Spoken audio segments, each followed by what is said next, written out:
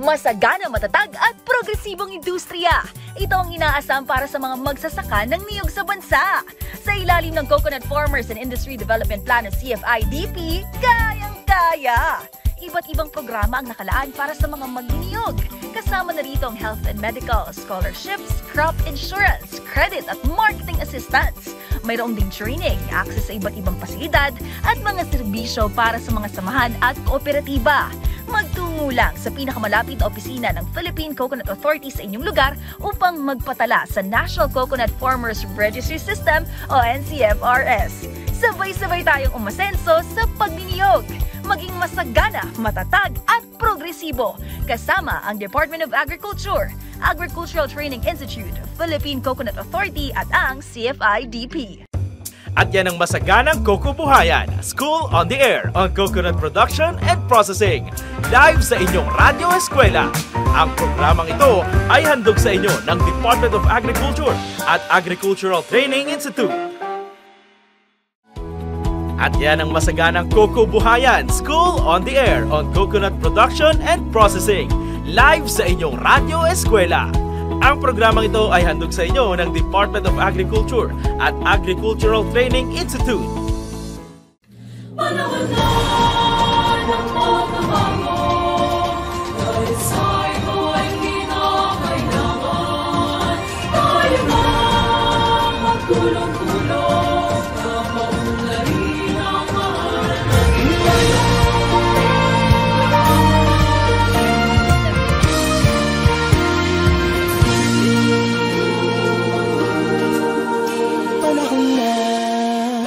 Pagbabago, dahil sa ito ay kinakailangan.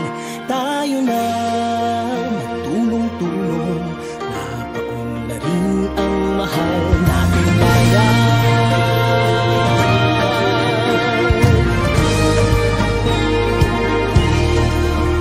Panahon na magbabago, at iayos ang mga dapat ayusin. Dapat lang maging tungkulin ng bawat mamamayan dito sa atin. Ng pagbabago patungo sa pag-asenso, magsikap ng mabuti at nang guminhawa tayo. Malaki natin sa mundo at ipamalas ang bagong Pilipino at bagong Pilipinas.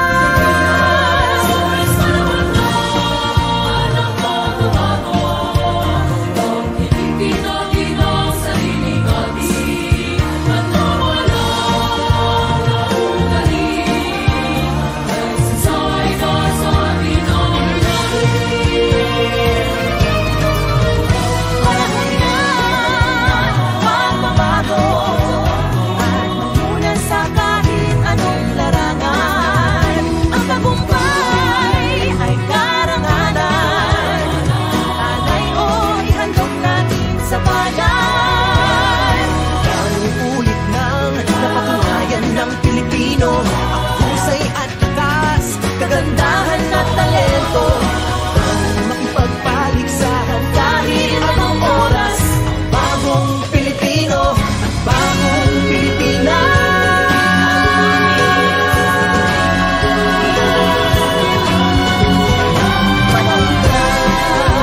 Pagbabago, tunay natin ay gawing maaliwanag.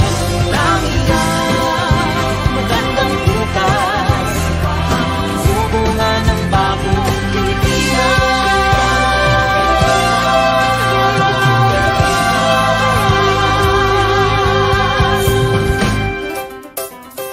Panahon na.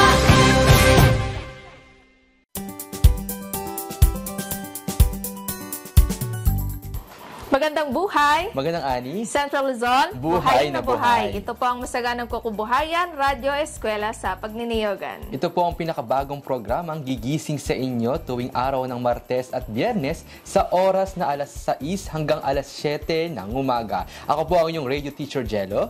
At ako naman po ang inyong radio teacher, Met, at maaari po ninyong mapakinggan ang aming programa sa 92.1 FM RTV Baler, 100.7 FM Radyo Kawading ng Kasiguran at 102.9 FM Radyo Kaidup ng Dinggalan. At maaari nyo rin po itong mapanood sa aming official Facebook page na ATI Central Luzon. Katuwang po natin dito sa ating programa ang Department of Agriculture, Regional Field Office 3, Philippine Coconut Authority at ang Provincial Government Unit ng Aurora.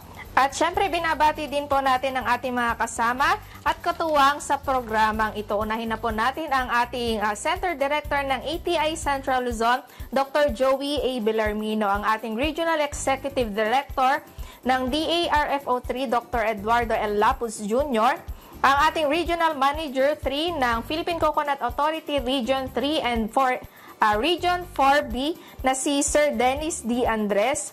At syempre ang ating Governor ng Province ng Aurora na si Honorable Reynante A. Tolentino at ang ating Provincial Agriculturist na ating Province of Aurora na si Sir Arnold A. Novicio. Ayan. So wag po kayong aalis. Syempre ito ang ating unang episode ng ating masaganang kukubuhayan Radyo Eskwela sa Pagniniyugan. So wag po kayong aalis, magbabalik lamang po ang Masaganang Kukubuhayan Radyo Eskwela sa Pagniniyugan.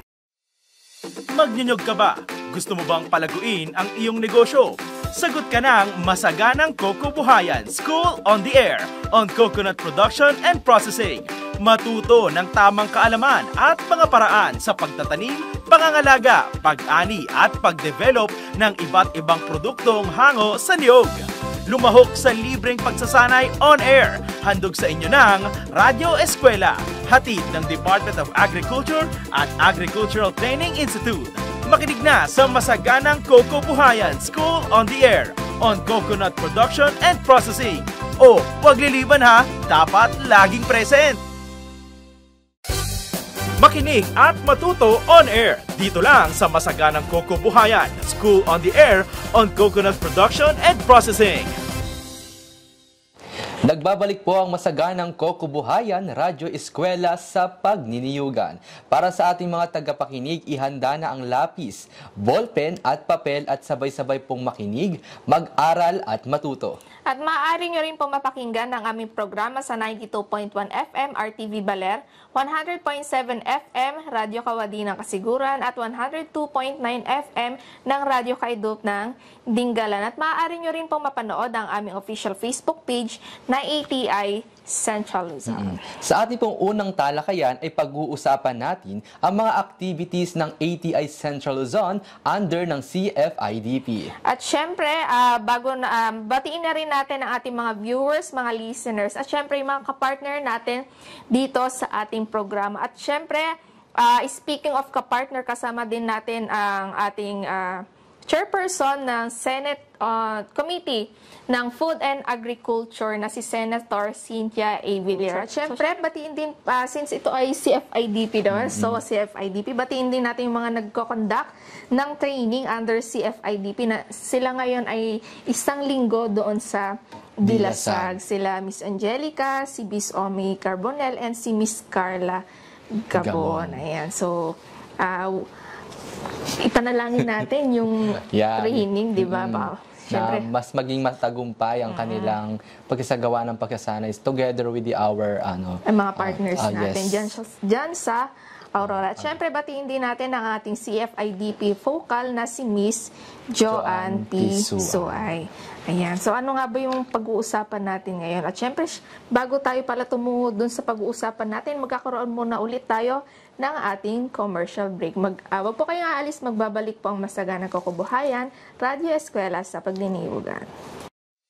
Magnyunyog ka ba? Gusto mo bang palaguin ang iyong negosyo? Sagot ka ng Masaganang Kukubuhayan School on the Air on Coconut Production and Processing. Matuto ng tamang kaalaman at mga paraan sa pagtatanim, pangangalaga, pag-ani at pag-develop ng iba't ibang produktong hango sa niyog. Lumahok sa libreng pagsasanay on-air. Handog sa inyo ng inyong Radyo Eskwela. Hatid ng Department of Agriculture at Agricultural Training Institute. Makinig na sa Masaganang Kukubuhayan School on the Air on Coconut Production and Processing. O huwag liliban ha, dapat laging present. Masaganang Kukubuhayan School on the Air on Coconut Production and Processing. Nagbabalik po ang masaganang kukubuhayan na Radyo Eskwela sa Pagniniyugan. Ayan, so ngayon, since episode 1 natin ngayon, kahapon ay ang ating launching ng SOA CFIDP kung saan nagbigay ng mensahe ang ilan sa mga kapartner natin dito sa ating program. At syempre malaki din yung mga taga-Aurora. Malaki ang pasasalamat nila dahil magkakaroon or magko-conduct tayo ng School on the Air para sa ating mga Coco Friends, sa ating mga magsasaka ng niyog. Base nga rin sa launching natin kahapon, ay ito yung kauna-unahang mai-implement. Ang coco, isa sa mga commodities ng Central Luzon, ang coconut, na siyang ang number 1 beneficiaries natin ay mula sa probinsya ng Aurora. Na kumbaga ay nabanggit nga natin na higit 500 ang ating mga participant. Dito ay gaganapin yung ilang episode at ilang buwang pagkasama natin gaganapin tuwing Martes at Biyernes ng umaga, alas 6 hanggang alas 7 ng umaga. At syempre, hindi pala natin nabati kanina, yung mga ating Coco Friends o yung mga coconut farmers natin dyan sa Aurora. Ha? So magandang umaga po sa ating higit 500 na ating coconut farmers na participant natin dito sa ating SOA. Syempre, hindi lang sa Aurora, meron din tayong mga coconut farmers, hindi lang sa Aurora, meron tayong coconut farmers sa Bataan, sa Zambales. Ayan, dyan tayo nag-conduct ng mga information caravan. Ayan. So, marami ka bang idea tungkol sa coconut natin? Syempre, natatalakay naman yan, ano? Yes, oo. Yeah. Kasi kaya mga ka-coco friends natin, kaya simula ngayon hanggang sa dulo, sana makasubaybay kayo kasi maraming information together with our partner agency and program kasi dito ay tatalakayin yung intervention process by product ng mga coconut, ano ba yung mga maaari pa nating kapakinabangan sa pagtatanim at pagkokoprahan, di ba? Dito. Kaya tutok lamang kayo dito sa ating programang tiyak na ikabubunga ng karunungan ng kahit na sino. Yan, nalalim naman, ikabubunga ng karunungan. At syempre, since ito ay ating SOA CFIDP, batiin na rin natin yung mga nagko-conduct ng training under CFIDP. Sila ngayon ay isang linggo dun sa Dilasag, Aurora. Andyan si Miss Angelica, si Mr. Omi, at si Miss Carla Gabon. Ayan. So, hello sa iyo dyan. Mag-iingat kayo dyan sa inyong pagko-conduct ng training natin na nawain mapagbigay pa tayo ng mas maraming kaalaman sa ating mga participants, sa mga coconut farmers natin.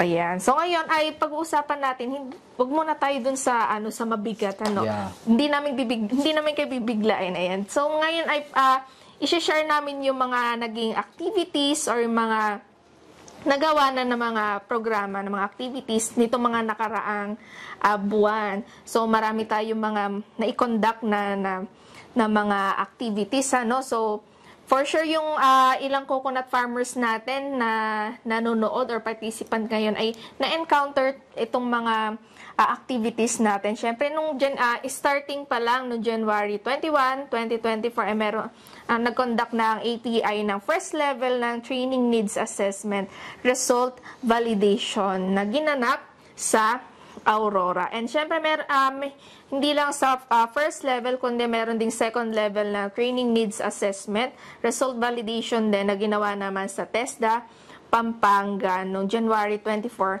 2024 din. So,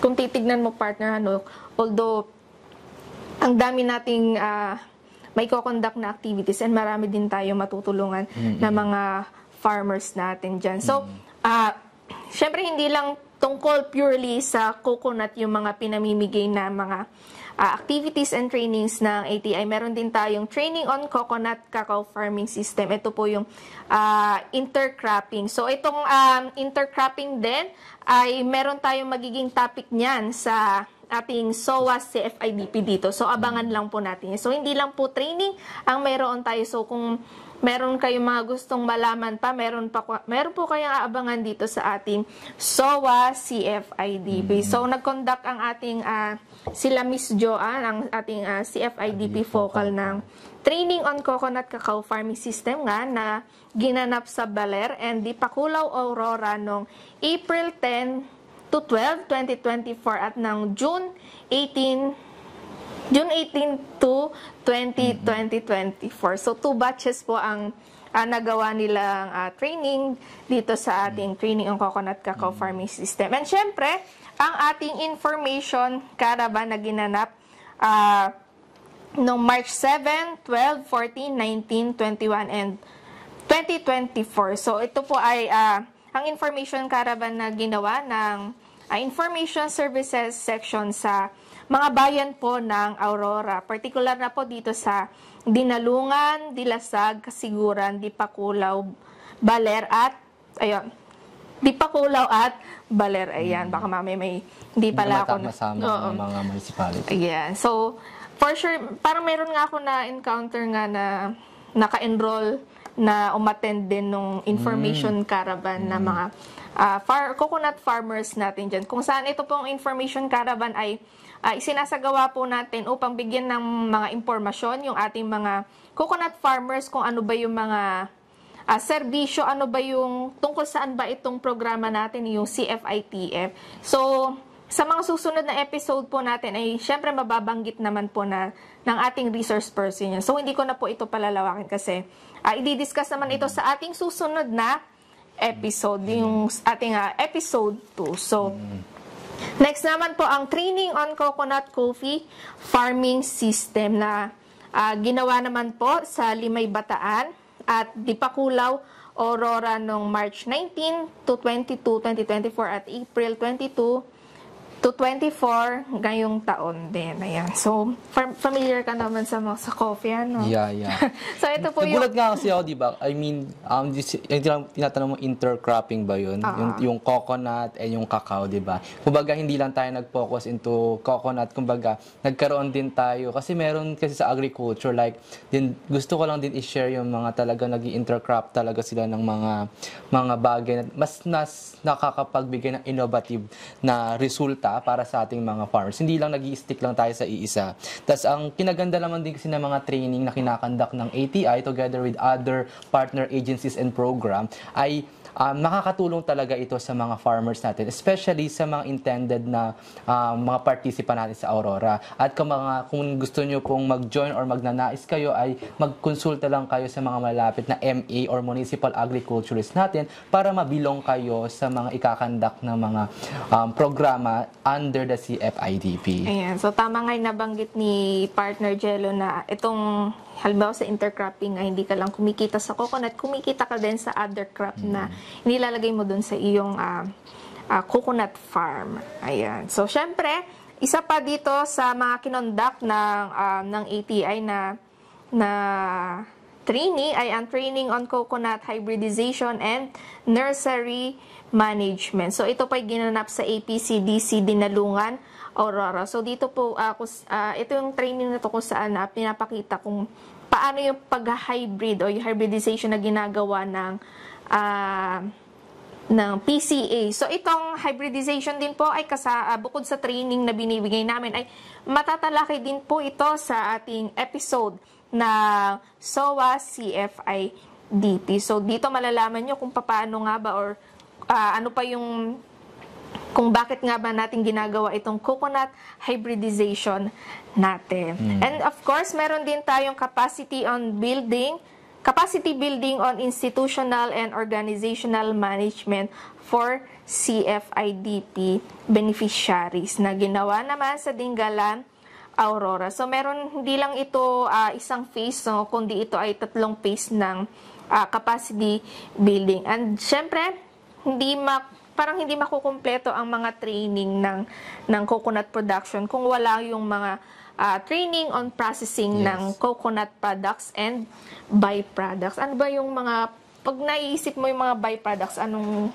byproducts yung naiisip? Last time kasi yung rin ako, parang di ba may mga LSA tayo, lalo namin nasabi tayong LSA from coconut farming. Meron silang coco honey na mga product na Tapos meron silang ginagawang parang siya mas maganda kasi kapag sa byproduct ng coconut in terms of food, di ba? Kasi mas maraming posibleng pumasok na profit or income mo in terms na gumawa ka ng mga produktong gawa sa pagkain, di ba? Ito yung kinaganda kasi na hindi lamang siya for training for farming, ay kumbaga yung byproduct talaga na bukod sa madali kasi ibenta pag pagkain eh. Kaya nagkakaroon tayo ng mga conduct, ng mga training at mga pa-seminar patungkol dito. Kumbaga, isa sa mga kalahok natin, yung mga asawa ng mga farmers natin, di ba? Hindi lamang sila yung talagang totally sa bahay lamang. By using ng ng byproduct ng mga ganito ay talagang tiyak na makakatulong, lalong-lalo na sa mga farmers. At dun nga balik tayo sa question mo sa product na palayo ako, partner. Ay sa product, yun nga ang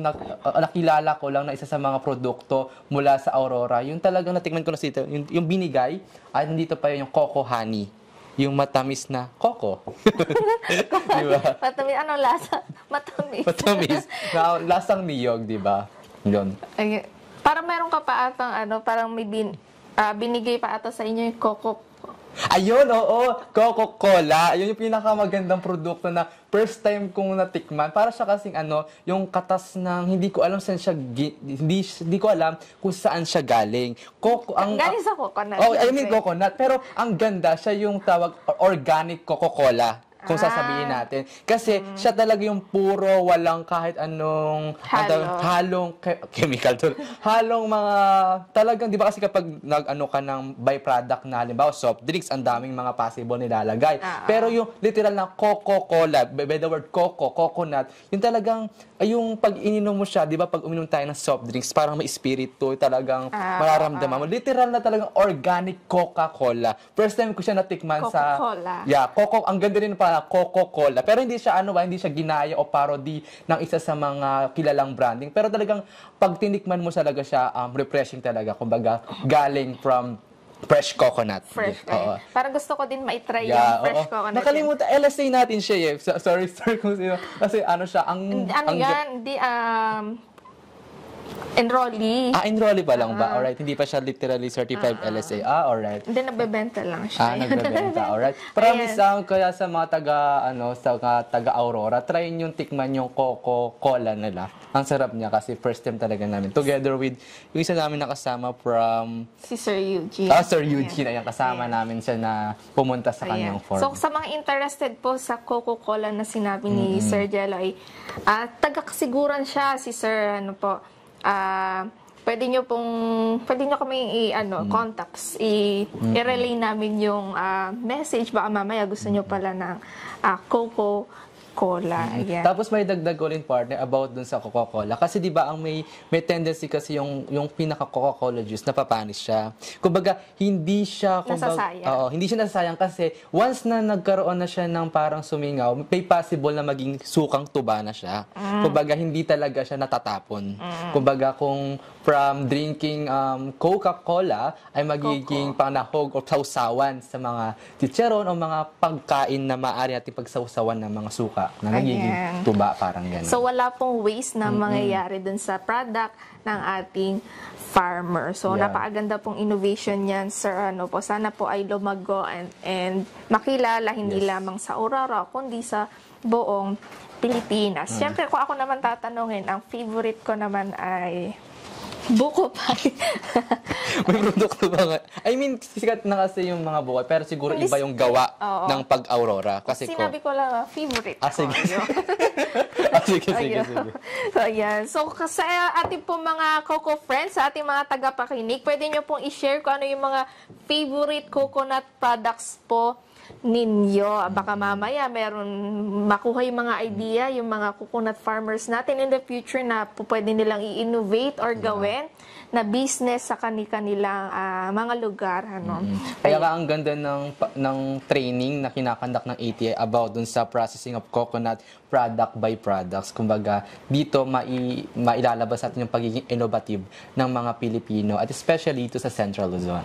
Ayan. Siyempre, speaking of products, katuwang natin dyan. Siyempre, isa sa mga implementers ng partners ng CFIDP ang Department of Trade and Industry. Siyempre, hindi lang sila yung hindi lang DTI ang kasama nating ahensya dyan. Kasama din natin na iba pang ahensya, ang CDA. So, i-discuss din yan ng ating mga magiging resource person kung sino yung mga kasama nating magiging katuwang dito or sino yung mga implementers dito sa ating pagpapatupad ng CFIDP. Ayan. So, marami-rami na rin tayo na pag-usapan. Baka mamaya puro pagkain ang ating mapag-usapan, mai-share dito sa ating usapan. So, wag po kayong aalis, magbabalik po ang masaganang kukubuhayan na Radyo Eskwela sa pagniniyugan.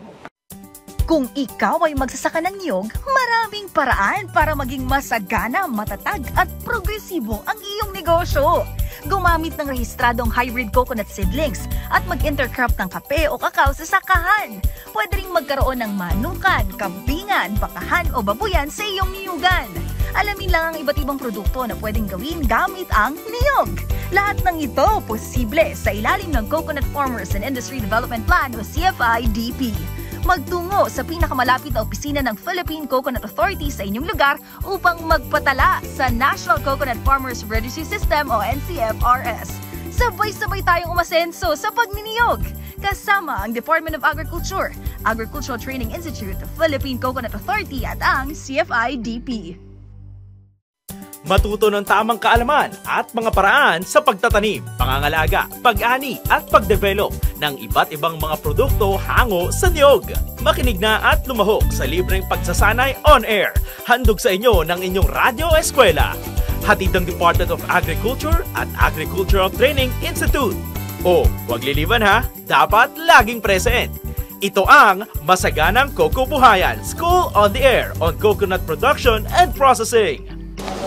Nagbabalik po ang masaganang kukubuhayan na Radyo Eskwela sa pagniniyugan. At syempre nakatutok pa rin kayo sa inyong mga radyo sa pamamagitan ng RTV Baler, Radyo Kaeduk at Radyo Kawadi. Ayan. Syempre sa mga nanonood natin, sa ating mga viewers na nakatutok sa ATI, official Facebook page ng ATI Central Luzon. So kanina nga nabanggit natin, partner, na pag-usapan natin yung mga activities na na-conduct na ng ATI under ng CFI-DP. So marami-rami na, So, meron na tayong mga na-trained na mga participant natin, na mga farmers natin, na mga nasa 207, hindi ang dami na. So, sa tingin na iba, ikakaunti. So, para sa amin po ay madami na po yun. And meron na rin tayong mga na-certify na learning site for agriculture na under na CFI-DP na isa. And syempre, sa parte naman ng strategic communications, meron na tayong mga na-distribute or na-disseminate na mga IEC materials na nasa 8,000. So, ito po yung mga IEC materials ay mga nagbibigay ng information, mga impormasyon sa ating mga kamagsasaka ng niyog. At siyempre, kung nabanggit namin kanina yung mga activities na na-conduct namin, siyempre meron din kayong mga ilulook forward. At yun nga, thank you, partner. At nasabi nga ni partner Met na ang mga possible na inyong, hindi possible, talagang aabangan yung mga training and services na handog sa inyo ng ATI Central Luzon. At para sa second semester po ng ating taong 2024, narito po ang mga programs, project and activities na maaari nyo po maaari na maging kayo ay isa sa mga partisipante dito. At una ay dumako muna po tayo sa farm animal integration. Kumbaga, under ng CFI-DP ay hindi lamang siya for coconut. Kumbaga, meron din, kumbaga bukod sa coconut, ay meron din itong mga pa-training patungkol naman sa animal integration. So, kung kanina nabanggit ko ay may intercropping, ngayon merong farm animal. Yes, di ba? Ang daming sangay ng CFI-DP na hindi lamang siya nag-i-stick for coconut production or processes. Dito naman po sa project na i-implement natin this year na maaari niyong abangan ngayong second semester ay una nga dito ang training on native chicken production and management. Ang mga participants po natin dito ay mula pa rin po sa probinsya ng Aurora. Ito po ay may mga announcement o syempre makibalita na lamang po tayo sa mga municipal agriculturists kung ano po ba yung mga qualification na maaaring maging participants sa ganitong training. At nandito rin po, hindi lamang po siya for chicken production, ay meron din tayong training on native goat production and management. Bukod sa mga chicken, ay meron tayong mga kambingan. At nandito rin po ang mga native cattle production or yung baka. Tama ba, partner? Cattle? Yung mga baka. At syempre, aabangan din dito yung experience-based enhancement training course for prospective cocoa LSA. Ito yung tinutukoy namin na ano na yung natin kanina, ilang LSA na ang meron Isang. sa Meron na tayo isang na-certify na learning site for agriculture. Yes. Kumbaga dito nga po ay bukod nga sa pagkakaroon natin ng LSA o Learning Site for Agriculture, ay andito yung mga training and seminars na ikakandak natin. Abangan nyo lamang po ito, especially sa ating mga minamahal na mga farmers mula sa probinsya ng Aurora. Siyempre, kung dito ay nagdako tayo kanina sa farm animal integration, ay dadako naman tayo sa may kinalaman talaga sa pagkokoprahan o proseso, intervention ng coconut farming. Meron ditong nakasalang, mainit-init pang mga pa-training, ang ATI RTC3 ng Training on Process by Coconut Products and Byproducts. Gaya nga na nasabi namin kanina, ito yung mga talagang yung pagiging innovative nating mga coconut farmers ay magiging turn into product na maaari nating ibenta unahin natin sa community natin hanggang mapunta sa merkado, at as soon as possible ay may mga product din na talagang nakikilala hindi lamang sa probinsya nila kundi sa buong Pilipinas dahil sa produkto na mula sa coconut. Kasi dito sa Central Luzon, isa sa pinakamaraming ang ektarya ng taniman ng coconut talaga ay from Aurora, di ba? Pero syempre, meron pa rin mga bilang ng mga probinsya ang talagang nagkokoprahan o nagtatanim ng mga coconut, like yung sinabi namin na Sambales at Bataan. Ayan. So, since yun nga baka nga merong yun nga yung mga produkto nila ay baka sumikat, syempre, ayan. So, abangan po namin. Yes. Ang training for process and coconut products by product ay ikakandak po siya sa Kasiguran, Dinalungan, Dinggalan at Baler, Aurora. Kaya sa mga nakikinig at nakasubaybay na taga probinsya ng Aurora ay antabayanan nyo lamang itong mga pa-training na ito dahil hindi lamang ito makakatulong sa inyo, kumbaga magiging benepisyo ito upang mas mahasa pa natin ang ating kalaman at experience natin sa pagtatanim o pagkukuprahan o pagtatanim ng mga niyog. At yan. Ayan. So, syempre, hindi lang kasama na din dito sa ating ongoing ay ang School on the Air nga natin na to na iniaalay natin sa ating mga magsasaka ng niyog. At syempre, hindi lang sa part ng training, so syempre, this semester magpapamigay din tayo ng mga babasahin ng mga IEC materials para sa ating mga coconut farmers. Yes. And syempre, bukod sa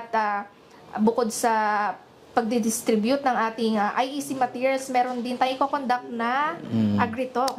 Yes, opo. At ayun nga po, speaking of AgriTalk, at ako po yung maghahawak for AgriTalk natin na ito po ay para sa mga lahat. For youth, women, also farmers. Kumbaga, dito ay tatalakayin natin yung mga smart agriculture, smart technologies sa pagkokoprahan. Kumbaga, magkakaroon tayo dito ng RP from PCA na magbibigay talaga sa atin ng talagang impormasyon patungkol sa makabagong teknolohiya kung paano mapapayabong pa natin ang produksyon at ang proseso ng pagkokoprahan. Abangan nyo lamang po ito. Ito ay gaganapin. Ito ay may exact date na.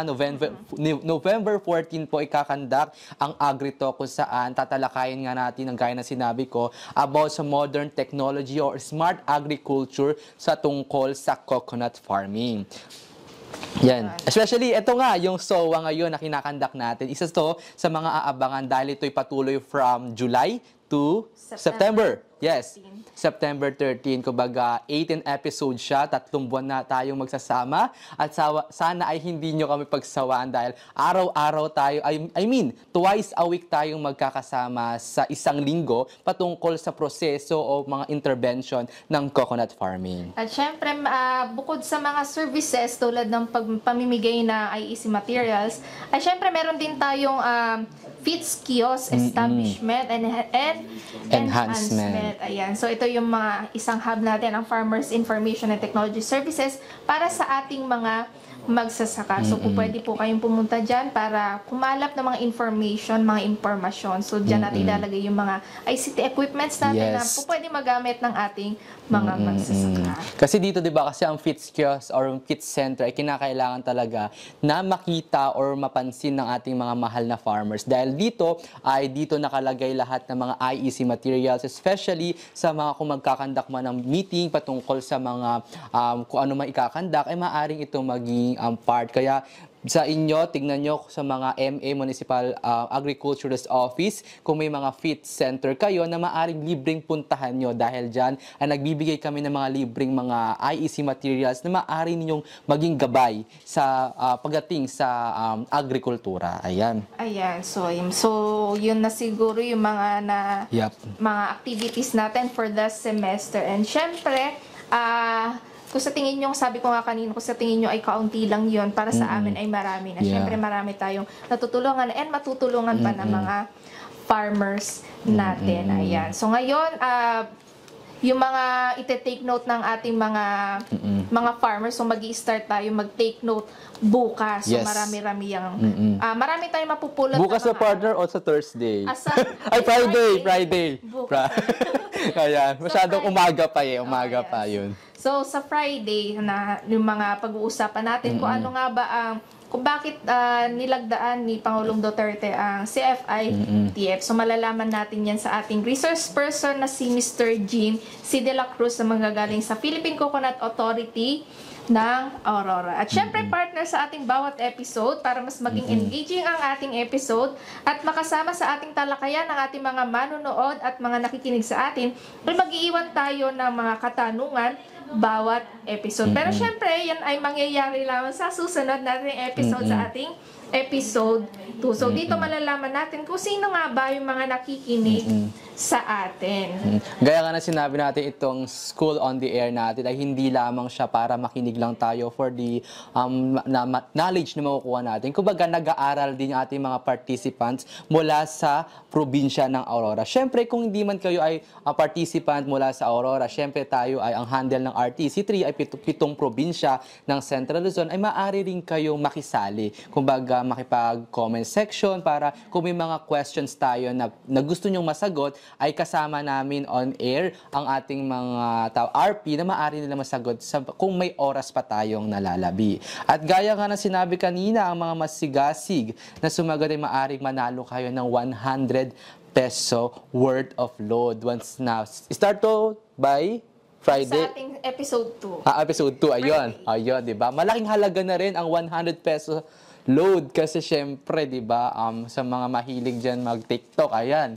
Diba, TikTok talaga. So, maaari natin magamit na communication para sa ating mga kapwa farmers. So, syempre, random namin pipiliin kung sino yung mga mananalo sa ating, sa mga sumagot sa ating text message. So, yun nga, ang mananalo ay mananalo ng 100 peso worth of load. Ayan. So, syempre, isang oras na hitik na impormasyon ang ating pinagsaluhan ngayong unang episode ng ating School on the Air.